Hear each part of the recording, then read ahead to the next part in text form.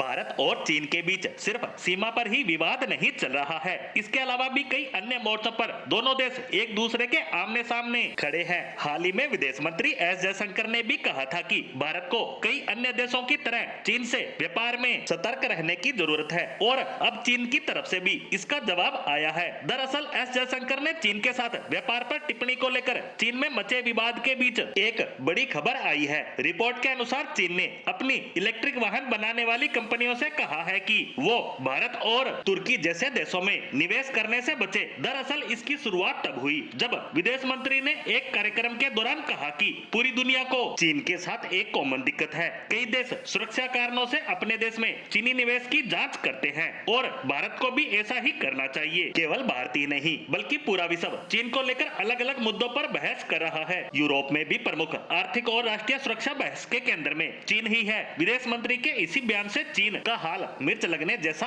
हो रहा है, जिसकी भड़ास वो मीडिया में भारतीय विदेश मंत्री के खिलाफ बोलकर और लिखकर निकाल रहे हैं। वहीं ब्लूमबर्ग की एक रिपोर्ट के अनुसार चीन के वाणिज्य मंत्रालय ने 1 दर्जन से अधिक इलेक्ट्रिक कार वाहन निर्माता कंपनियों को तथाकथित विंडो गाइडेंस के तहत विदेश में प्लांट स्थापित करने के रिस्क पर चर्चा करने के लिए बुलाया था। मामलों के जानकार 2 अधिकारियों ने इस बैठक की पुष्टि करते हुए कहा कि मंत्रालय ने इलेक्ट्रिक वाहन निर्माता कंपनियों से कहा है कि वे विदेश में अपना निवेश बढ़ाते वक्त अपनी संपत्ति और टेक्नोलॉजी के बेहतर तरीके से सुरक्षा करने पर ध्यान देना चाहिए और कहा कि कंपनियों को विदेश से बाहर जाकर सप्लाई चेन बढ़ाने और बड़े लेवल पर फैसिलिटीज स्थापित करने की जगह नॉकडाउन असेंबली लाइनों पर ध्यान देना चाहिए, यानी इलेक्ट्रिक व्हीकल्स के प्रमुख हिस्सों का उत्पादन चीन के अंदर ही किया जाए और उन्हें विदेशों में बेचकर असेंबल कर बेचा जाए। साउथ चाइना मॉर्निंग पोस्ट के अनुसार हमें भारत और तुर्की जैसे देशों में निवेश न करने को भी कहा गया है और इस तरह के दिशा निर्देश देने के कारण की बात करें तो